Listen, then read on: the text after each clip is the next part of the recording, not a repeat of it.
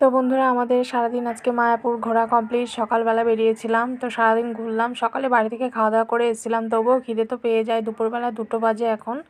গীতা ভবনে এত ভিড়, ওখানে ওখানে প্রসাদের জন্য এত লাইন যে 4টে বাজলেও আজকে খাওয়া দাওয়া করতে পারবো না। এই জন্য মন্দিরে ঘুরবো বলে এখানে এখানে মন্দিরের ভেতরে স্টল বসেছে।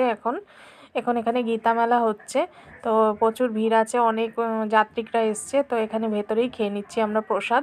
এখানে এই যে পটল আলু পনির দিয়ে একটা তরকারি হয়েছে, ডাল হয়েছে, একটা পাঁচ তরকারি হয়েছে। তো এইগুলো দিয়ে খেয়ে নিচ্ছি। খাওয়া দাওয়াটা বেশ ভালোই ছিল, তরকারিগুলো অনেক টেস্টি ছিল। আর চাটনি ছিল, পাঁপড় ছিল, ডালটা করেছিল মুগ ডাল লাউ দিয়ে।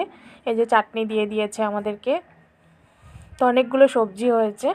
বেশ খাওয়া দাওয়াটা যে দুপুরবেলা ভালোই হলো। তো ভিডিওটা ভালো লাগলে লাইক কমেন্ট শেয়ার অবশ্যই করবে।